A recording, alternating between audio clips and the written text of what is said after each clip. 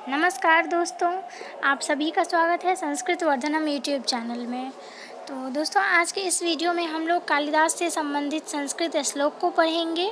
यहाँ पे आपको एक जगह सारा श्लोक मिल जाएगा। वैसे हमने पिछले वीडियोज़ में मेघदूत जब हम लोगों ने पढ़ा था, उसमें भी हम लोगों ने कालिदास के बारे में अध्ययन किया था। लेकिन आज यहाँ पर आपको एक जगह कालिदास से संबंधित संस्कृत श्लोक देखने को मिलेगा, वो भी बहुत महत्वपूर्ण। तो आप किसी भी यूनिवर्सिटी से ग्रेजुएशन कर रहे हैं संस्कृत से, तो आपके लिए यह वीडियो बहुत ज़्यादा हेल्पफुल होगा। तो चलिए हम लोग पढ़ते हैं इसको। और कोई भी क्वेश्चन आए मेघदूत से संबंधित या फिर कालिदास से संबंधित, तो आप इन श्लोकों को लिख सकते हैं। आपको मार्क्स भी अच्छे मिलेंगे और आपका आंसर जो होगा वो ज़्यादा अट्रैक्टिव भी होगा। तो हमारा पहला श्लोक है, पुष्पेषु चंपा नगरीषु कांची नदीषु गंगा नृप्तौ च रामः नारीषु रंभा पुरुषेषु विष्णु काव्येषु माघः कवि कालिदासः। अर्थात पुष्पों में चंपा, नगरों में कांची, नदियों में गंगा, राजाओं में राम, नारियों में रंभा, पुरुषों में विष्णु, काव्यों में कवि माघ और कवियों में कालिदास श्रेष्ठ है। ठीक है, यहाँ पर कवि कालिदास को कवि श्रेष्ठ माना गया है। बाकी इन्हीं के जैसे यहाँ पर तुलना किया गया है कि जिस प्रकार फूलों में चंपा, नगरों में कांची, ठीक है, इसी प्रकार से यहाँ पर बहुत सारी उपमाएं दी गई है कालिदास के लिए, क्योंकि जिस प्रकार से ये सब अपने में श्रेष्ठ हैं, ठीक उसी प्रकार से कवियों में कालिदास श्रेष्ठ हैं।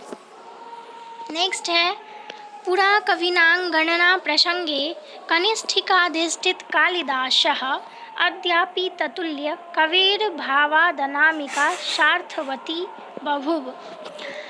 ठीक है, तो इसका मतलब है कि जब कवियों की गणना की जा रही थी, ठीक है, जब कवियों की गणना की जा रही थी, उस समय सबसे छोटी उंगली का नाम कालिदास पड़ा।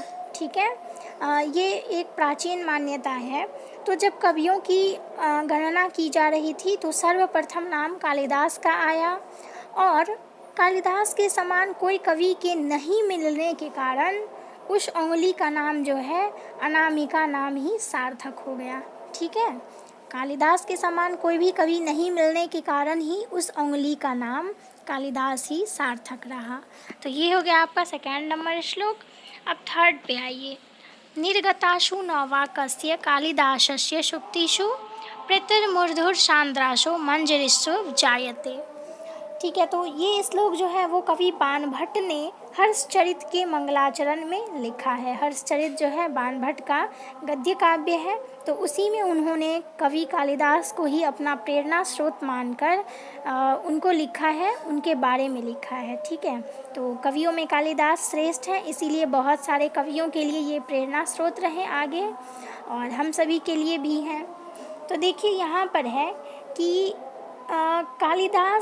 कालिदास के काव्यों में, ठीक है, बहुत सारे सुंदर उक्ति जो है उससे बहुत सारा लोग प्रभावित होता है, और कालिदास का नाम जो है वो सभी के मुख से निकलती है। ठीक है, भारतीय हमारे महाकाव्य की परंपरा में कालिदास का जो काव्य है वो सर्वश्रेष्ठ है। ठीक है, और चूँकि विश्व का सबसे प्राचीन ग्रंथ जो है वो वेद, ठीक है, वो भी संस्कृत भाषा में ही है, इसीलिए हमारा जो कवि कालिदास का जो काव्य है वो विश्व में प्रसिद्ध है। इसी सब बात को लेके उन्होंने कवि बाणभट्ट ने अपने मंगलाचरण में इस श्लोक को लिखा है। अब आप लोग जानते हैं कि कालिदास को उपमा कालिदास के नाम से भी हम लोग जानते हैं। तो देखिए, उन्होंने उपमा अलंकार का प्रयोग सबसे ज़्यादा किया है, इसीलिए हम लोग उपमा कालिदास उनको बोलते हैं। लेकिन उन्होंने और सारे अलंकार जैसे कि अर्थांतरन्यास, रूपक अलंकार, यमक अलंकार, इन सब का प्रयोग भी उन्होंने कम नहीं किया है। ठीक है, उसका प्रयोग भी उन्होंने बहुत ज़्यादा किया है। लेकिन उपमा अलंकार के वो कवि माने जाते हैं, चूँकि उपमा अलंकार का प्रयोग उन्होंने बहुत जगह किया है। तो उसी पर एक श्लोक है, उपमा कालिदासस्य नोत्कृष्टेति मे मम अर्थांतरन्यास विन्यासे कालिदास विशिष्यते। मतलब यही कि उनको उपमा कालिदास के नाम से तो हम जानते हैं, लेकिन उन्होंने जो अपने काव्यों में बहुत सारे अलंकारों का प्रयोग किया है, ठीक है, वो कवियों में सबसे श्रेष्ठ हैं, ये भी आप जानते हैं। तो उनका नाम इन सभी क्षेत्र में पहले आता है कि उन्होंने किस प्रकार से अपने काव्यों में अलंकारों का प्रयोग किया है।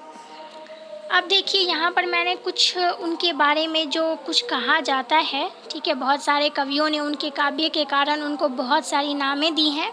जैसे कवि कुलगुरु हम लोग कालिदास को बोलते हैं।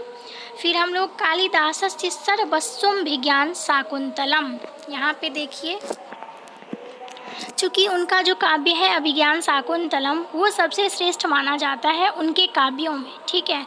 उनकी जो है 7 रचनाएं हैं, तो उन 7 में अभिज्ञान शाकुंतलम को सबसे श्रेष्ठ माना जाता है, इसीलिए कहा जाता है कालिदासस्य सर्वस्वं विज्ञान शाकुंतलम। कवि कुलगुरु तो हम उनको बोलते ही हैं, साथ ही उनको दीपशिखा कालिदास कहा जाता है। उनके रघुवंश महाकाव्य के कारण हम उनको दीपशिखा कालिदास के नाम से जानते हैं। उपसम्राट भी उन्हीं को बोला जाता है, साथ ही रघुकार जो है वो भी उन्हीं को बोला जाता है। तो इन 4-5 पॉइंट को आप याद रखिएगा और अपने एग्ज़ाम में आप लिख सकते हैं, ठीक है। तो ये हो गया कालिदास से संबंधित जो भी कुछ महत्वपूर्ण थे, ठीक है, उसको हम लोगों ने पढ़ लिया। आप यहाँ से अपना नोट्स बना लीजिए और उसको अच्छे से याद कर लीजिए, बहुत ही अच्छा होगा। चलिए अब हम लोग देखते हैं कालिदास का जो काव्य है, ठीक है। सबसे पहले जानिए कि इनका कौन कौन सा काव्य है। तो देखिए इन 3 नाटक हैं, 2 महाकाव्य है, साथ ही 2 गीति काव्य है। तो नाटक के अंतर्गत मालविकाग्निमित्रम, अभिज्ञान शाकुंतलम और विक्रमोर्वशीयम। महाकाव्य में रघुवंश और कुमार संभव, और गीति काव्य में मेघदूत और ऋतुसंहार, ठीक है, जिसमें अभिज्ञान शाकुंतलम सबसे श्रेष्ठ माना जाता है, जो कि आप लोगों को BA द्वितीय वर्ष में पढ़ने को मिलेगा। तो देखिए मेघदूत से संबंधित जब मैंने कुछ BBI क्वेश्चन करवाए थे उसमें मैंने आपको पहले से ही बता दिया था कि 1, 5 और 17 ये तीनों जो है बहुत ज़्यादा महत्वपूर्ण श्लोक हैं, ठीक है। तो इन तीनों को आप याद कर लीजिए बहुत अच्छे से, और कोई भी क्वेश्चन हो मेघदूत से संबंधित या फिर कालिदास से संबंधित तो आप इन श्लोकों को लिख सकते हैं, ठीक है। अब चलिए, अब ये 2 श्लोक हैं जो कि कालिदास का जो एक महाकाव्य है, प्रसिद्ध महाकाव्य रघुवंशम, उसका यह श्लोक है। तो श्लोक है, ये जो आप देख रहे हैं वागर्थाविव संपृक्तो, ये रघुवंश का मंगलाचरण है, ठीक है, जिसमें उन्होंने शिव पार्वती को प्रणाम किया है। श्लोक है, वागर्थाविव संपृक्तो वागर्थ प्रतिपत्तये जगतः पितरो वंदे पार्वती परमेश्वरो, ठीक है। उन्होंने शिव और पार्वती को प्रणाम किया है और तब जाके उन्होंने रघुवंश महाकाव्य को लिखा है। अब ये दूसरा श्लोक है जो कि बहुत ज़्यादा महत्वपूर्ण है, चूँकि इसी श्लोक के कारण ये भी जो है रघुवंश का ही है, तो इसी श्लोक के कारण उनको बहुत सारे विद्वान दीपशिखा कालिदास के नाम से जानते हैं, जो कि हम लोगों ने ऊपर पढ़ा है। तो श्लोक है, संचारिणी दीपशिखेन रात्रौ यंग यंग व्यतीताई पतिं वराशा नरेंद्र मार्गा तट इव प्रपेदे विवर्ण भावं स भूमिपालः। अब इस श्लोक का मतलब क्या है अभी तो आप लोग ज़्यादा नहीं जानेंगे, चूँकि रघुवंश महाकाव्य को आप लोगों ने अच्छे से डिटेल में नहीं पढ़ा है। बस जो मैं थोड़ा सा बता देती हूँ कि जो सुदक्षिणा थी, ठीक है, वो सुदक्षिणा जब अपना वर चुनती है तो वो राजाओं के जब कतार में जाती है तो एक राजा को माला, मतलब जब उसके सामने आती है एक राजा के पास, लेकिन उसको अपना वर ना चुन के वो आगे निकल जाती है, ठीक है। तो इसी प्रकार वो अपना आगे निकलती रहती है। तो इस चीज़ का मतलब उपमा कवि कालिदास ने दीप से दिया है, मतलब प्रकाश से दिया है। जैसे देखिए कोई रथ होता है तो उसमें जो प्रकाश होता है, तो जब अंधेर में वो रथ जाता रहता है तो जिस प्रकार पीछे अंधेरा को छोड़कर, ठीक है, वो आगे भागता रहता है, ठीक उसी प्रकार उन्होंने रानी सुदक्षिणा की तुलना इससे की है कि जब वो किसी राजा के पास आती है तो वो एकदम प्रकाशमय हो जाता है, चूँकि वो खुश हो जाता है। लेकिन फिर सुदक्षिणा अपने वर को चुनने के लिए आगे निकल जाती है और वो इस प्रकार रथ के समान यहाँ पर तुलना हुआ है। तो यही है इस श्लोक का अर्थ। तो ये हो गया महाकवि कालिदास एंड इनके काव्य से संबंधित कुछ महत्वपूर्ण श्लोक, जिसको याद करके आप एग्ज़ाम में लिखेंगे तो बहुत अच्छे आपको मार्क्स मिलेंगे, क्योंकि ये जितना भी श्लोक है वो बहुत ज़्यादा महत्वपूर्ण है। ठीक है, तो इसको आप अच्छे से याद कर लीजिए। तो इसी तरह हम लोग और सारे टॉपिक पर संस्कृत श्लोक को पढ़ेंगे। संस्कृत श्लोक को पढ़ना बहुत ज़रूरी होता है और संस्कृत के क्वेश्चन में संस्कृत को श्लोक लिखना बहुत महत्वपूर्ण है, बिना इसके अच्छे मार्क्स नहीं मिल सकते।